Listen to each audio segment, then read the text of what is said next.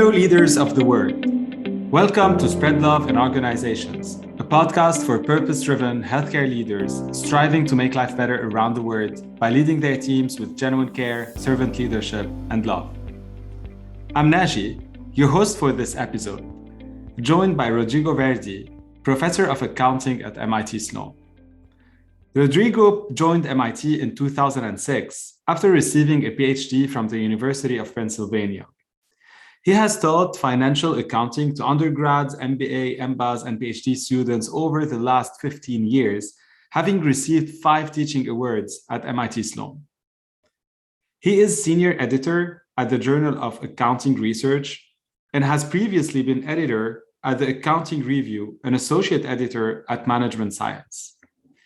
His research has been published in many accounting and finance journals and has also received the Distinguished Contributions and Best Paper Award recognitions by the American Accounting Association. Outside MIT, Rodrigo has served as head of the governance committee on the board of the Cambridge Ellis School over the last 3 years and as advisor to the Provost at Unisinos University, a Jesuit university in southern Brazil, with more than 30,000 students.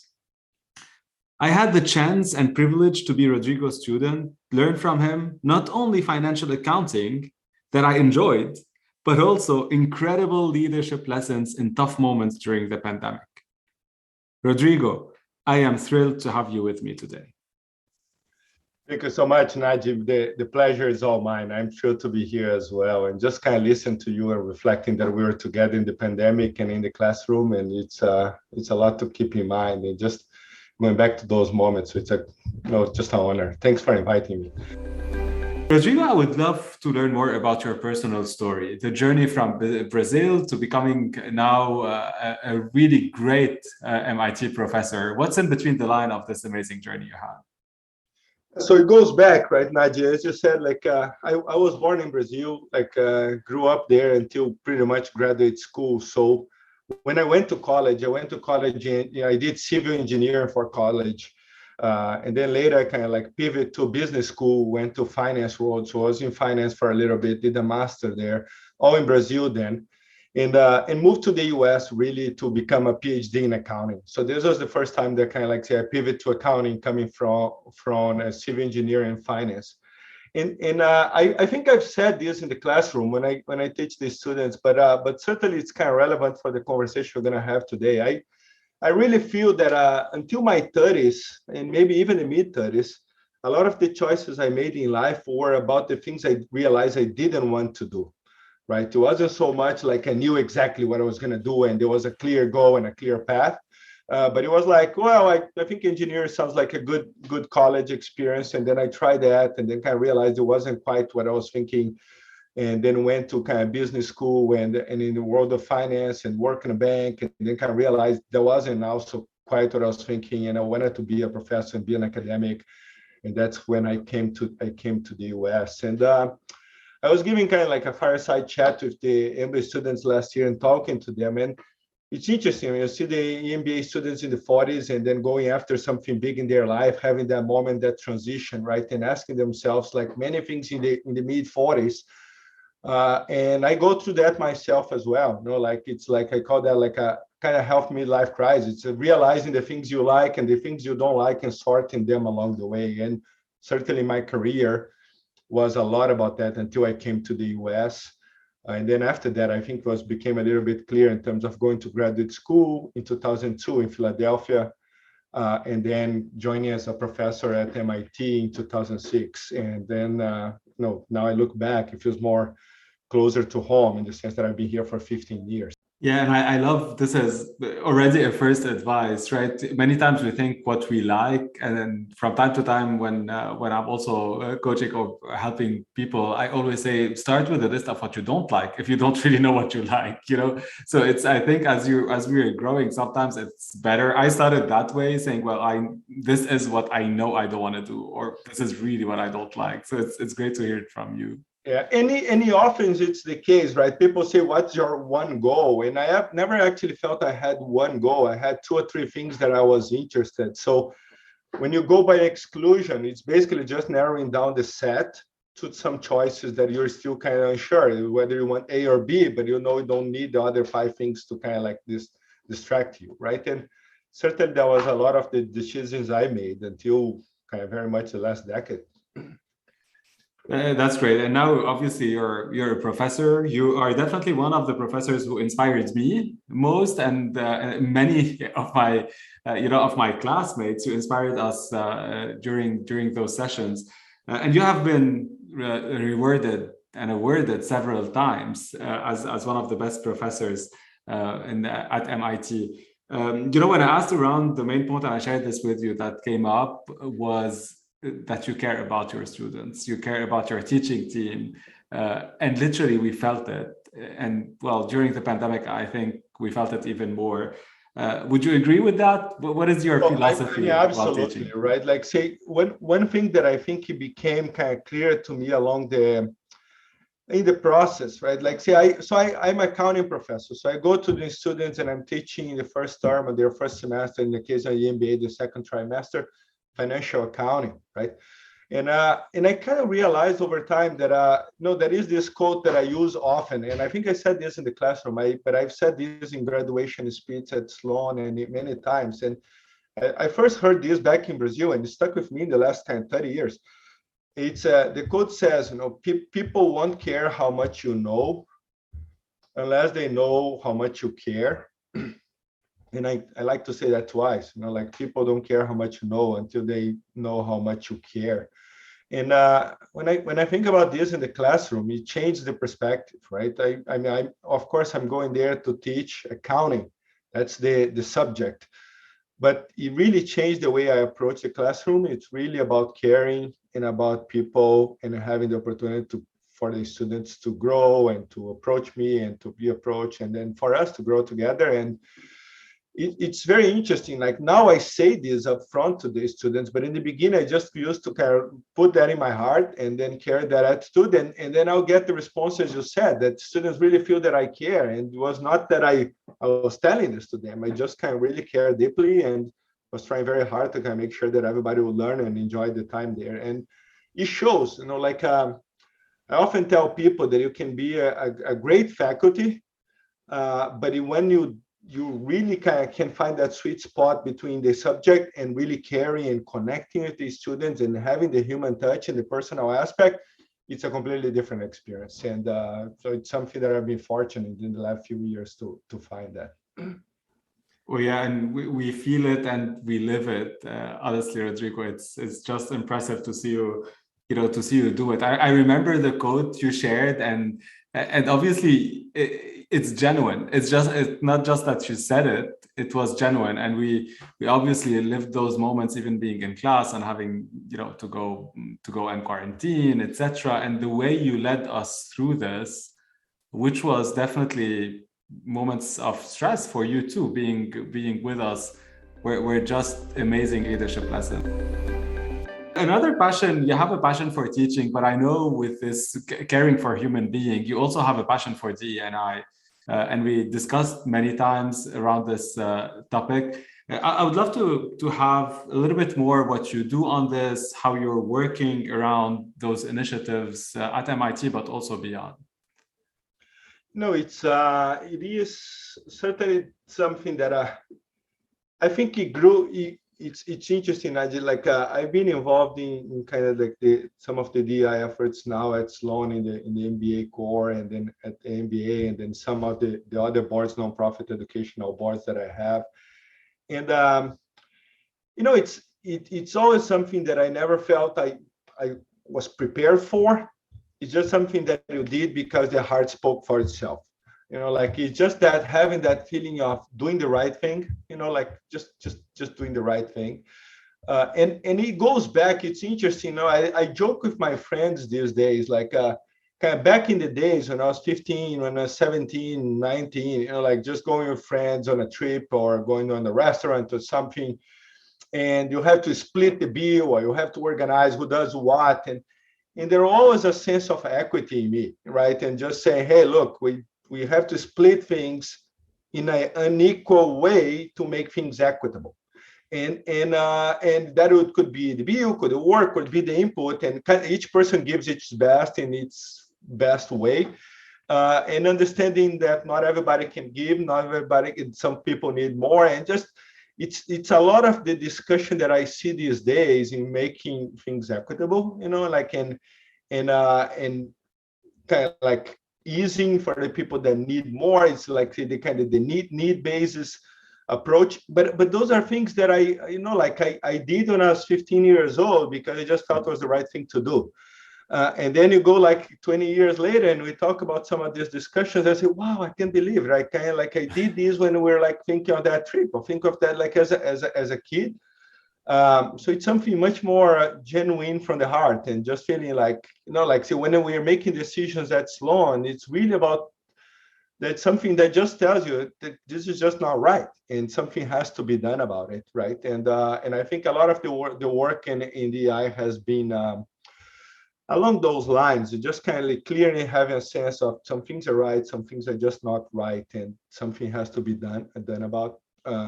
Let me also say, when just kind of take a small detour here, but a part of the work that we've been doing at Sloan, of course, the issues with DEI, they're kind of much easier to approach when you have a clear sense of something. Oh, this is explicitly wrong, right? Right or wrong. But often the issues are implicit; they are not explicit. And I am the opinion that implicit things are far more prevalent than explicit issues, but they are much harder to detect, right? Because they're implicit, they go obscure. And a lot of the work that we have been trying to do at Sloan and now with the MBA program is just to increase the sense of awareness of the issues that happen. Like, say, for example, we're a school of management. So what are the issues in the context of management that raise implicit trade-offs, implicit bias, implicit situations that sometimes just go unnoticed because we're not sensitive, we're not attuned to it. And a lot of the work has been to just to raise our ability to detect, ability to kind of identify something. Oh, hey, wait a minute, I gotta be careful with what I'm doing here because of the unintended consequences. And it's not aware, as if you're not aware, I'm not gonna detect. And that has been part of the kind of like a good work in the last couple of years.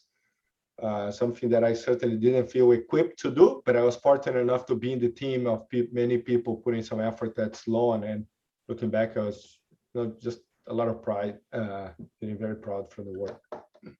Yeah, and you mentioning so many important points, right? You started with equality versus equity. I think this is many times we mix kind of splitting equally or the equity behind those concepts. I think this is already a very important point you're making. I remember something I took from you, for example, every single class you would give us in a high flex mode or total virtual, you would always ask us to unmute in the beginning and all of us saying good morning for you to hear us. It's just an amazing way to connect again with people, right? Like you wanted us to be here. You needed also the energy. I think this was my feeling, like you wanted us to be here, but you needed it too.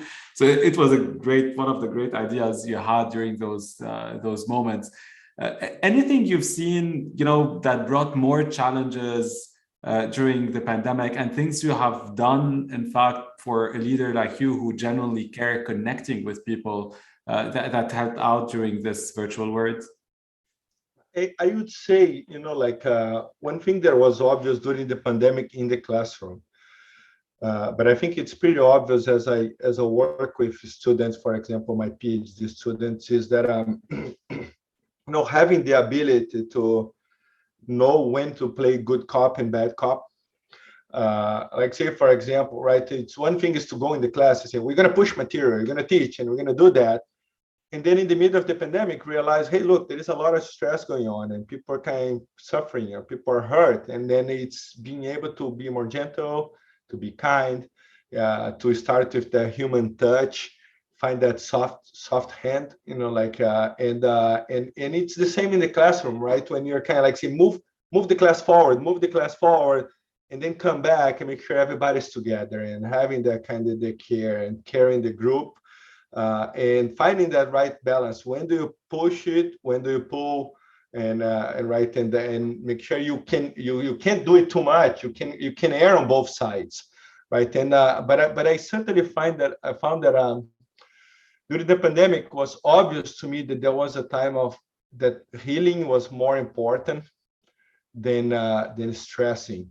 There was already enough stress, kind of we could feel that in the classroom and certainly among people in the various organizations, right? And even to this day, I mean, the pandemic, we're not in the middle of it, I would say, hopefully in the tail end, but people are tired, and it's still, you see, right? Like, so you're in a group, you're in a meeting, you are in a situation, and people just kind of like say tired of it and the restrictions. And just being more tolerant, being kind, and understanding that you never know where the other person is coming from, and just, giving kind of each other the benefit of the doubt. And I think this is something that you felt in the class, and I certainly did. I mean, so with the two last EMBA cohorts going through different situations when the pandemic hit and the other in the peak of it, and really having to really have each other's back as a group, in addition to the subject itself.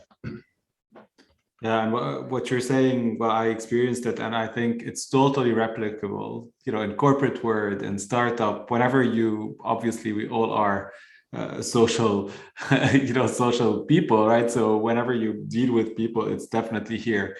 And because you care, you obviously asked us, and I can tell you, you pushed us on so many subjects, and, because we felt you care, you always were here also for us when we needed.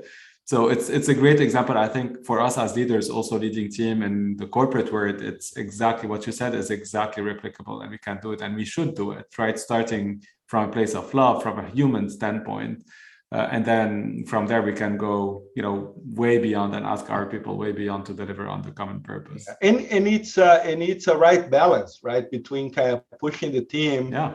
And then kind of stopping and caring for the team, and then kind of pushing, and it's just a process. It repeats itself. I mean, that's true as we think of our kids, as we think of ourselves, as our own preparation in the classroom, in the corporate world, in the organizations, is that ability to know how to go with people to their limits, but also be able to take a step back whenever needed, and then just kind of unite and heal. I think it's a nice word. And yeah. In the middle of the pandemic, healing was certainly very important. Yeah. As I was discussing with someone also on a guest on the podcast, and he was saying it's not, because we talk so many times about love and tough love, and it's always kind of a combination of both. And he was telling me, I don't want to talk about tough love, it's just true love, right? And it's totally true, right? When you really care about someone, you're going to push people to be at their best. You're going to be there for them and help them out when you cannot push them more. But it's definitely this balance, as you're saying, about caring, healing, and at the same time asking people and having expectations. And I like the way you said, I mean, like the tough love, tough love, that it's not fair. It's like the good cop, bad cop. It's not fair even to make the distinction. It is love after all, right? And it's the right love at the right time. And I think that's a better way of thinking. Rodrigo, I'd love now to to give you one word and then get your reaction to this word. Yep. Okay. So the first one is leadership. So the leadership, it's interesting, right? Like I would say, my quick reaction is leadership it's not something that we can attribute. Like say, I cannot look back and think of my leadership. It's something that if you can do well over time, you can look back and say, well, those are leadership moments. I think it's easier to detect when you don't do well. Like if things are poorly, yeah, that leadership was not good. But when it's going well, it's not, it's easier to see after it's done. I guess I'll leave it at that. What about accounting? It's much more than I've expected in my life. In so many ways, right? It brought so much to my life in so many ways. So as a career choice, when I came to the US to seek accounting as a graduate school, as a PhD, changed my life. I can't help. I'll go back to the classroom in a minute, but let me just take a quick detour. I mean, like certainly seeking accounting in my life. I didn't come from an accounting background, right? I came from engineering and finance and accounting. So when I went to accounting, it changed my life. Brought me to the US and my wife and my kids. And it's so much that accounting gave to me that I can kind of honestly, I just look back and just feel like very proud accountant. And so it gives me give me chills in a way. In the classroom, I realized that accounting is the connector of the other things, right? That's what the way I start on day one in the classroom. I said, accounting is for you that you are not accountants. It's for you in the other areas of the organization that I'm going to try to help you see through accounting lens. So I would call it like in the classroom as a connector of the various parts. Yeah, it definitely is. And I never imagined going to a financial accounting course and finishing it loving it. So thank you for that. Yeah. What about kindergarten? Again, interesting thought. I like reading that story about kindergarten in class.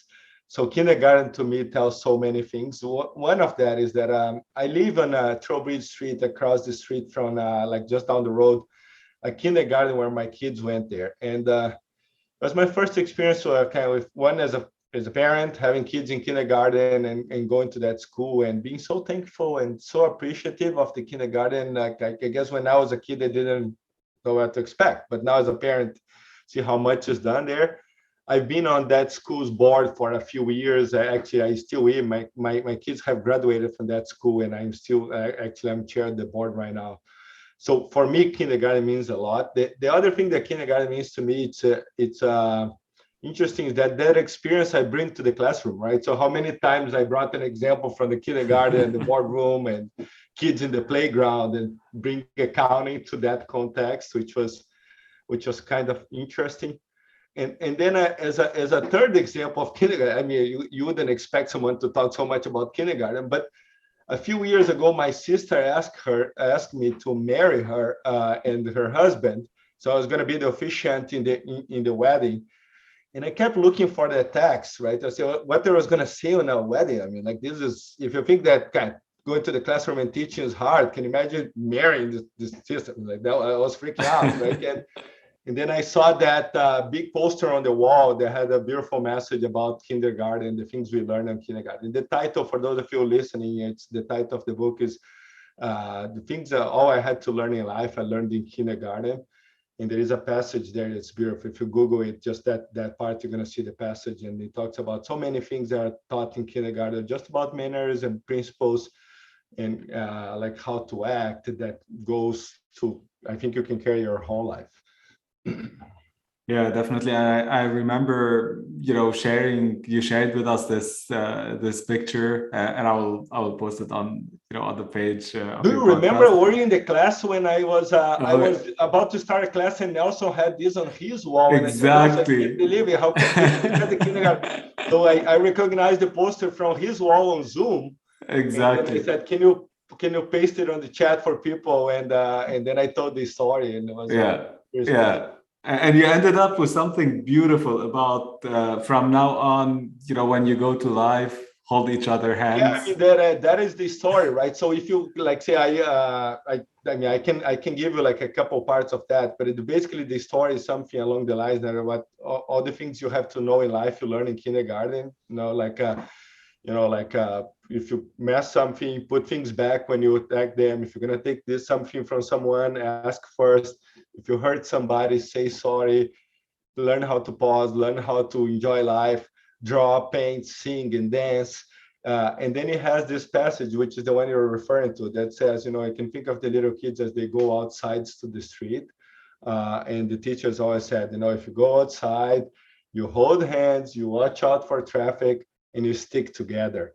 And this message is something I've said to the students, I've said to so many people, especially during the pandemic, as people feeling like apart and hurt, and just say, watch out for traffic, hold your hands, stick together. And it's beautiful. I like that passage very much.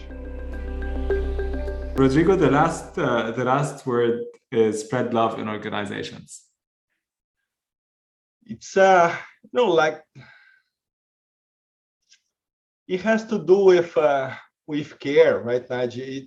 It's really going to the message, like people won't care how much you know until they know how much you care, right? And in any organization, people are gonna make a big difference if they know you care. Like I had this interesting story. It reflects, I think, like a goal in life. So I was in a restaurant the other day with friends, some colleagues from MIT, and then we were talking, like just kind of that philosophical discussion, say, what do you expect for life and what you're gonna have, like when you retire or something.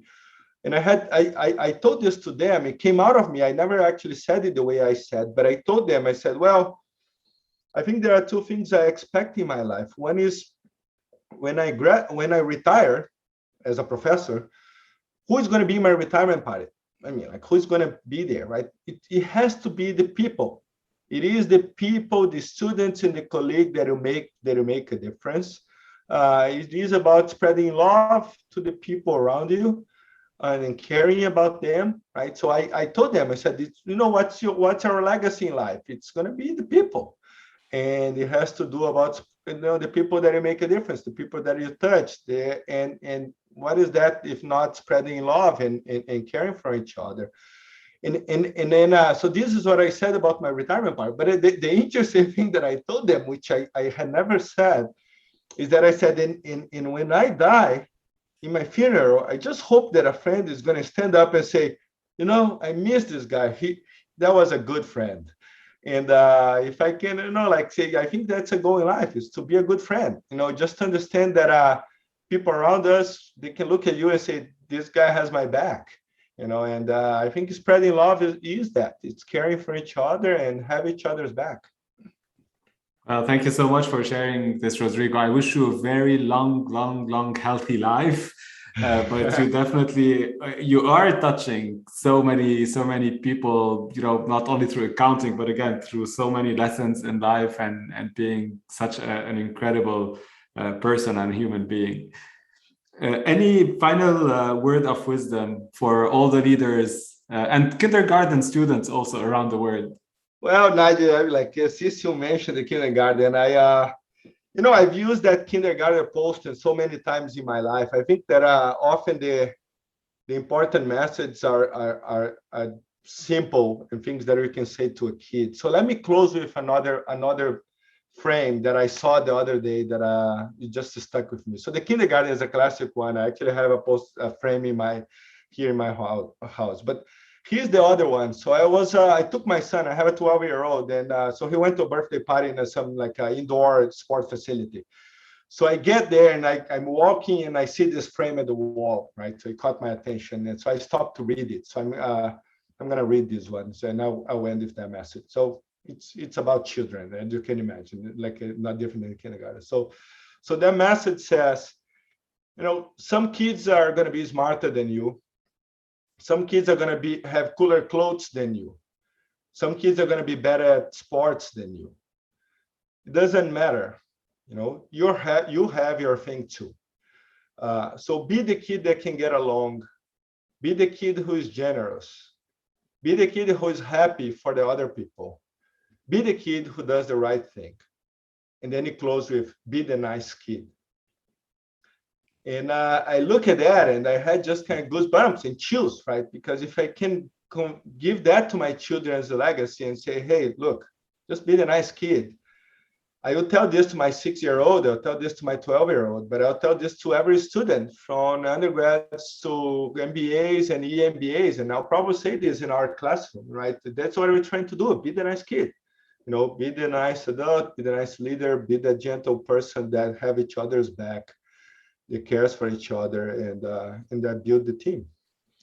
And so I will close at that. Wow. Thank you so much, Rodrigo, again, for your time and such an inspiring chat, as every single time with you. Thanks for being here. Thanks so much, Naji. It's a great pleasure. Thanks for inviting me. And I look forward to see you on campus and be in touch. Thank you.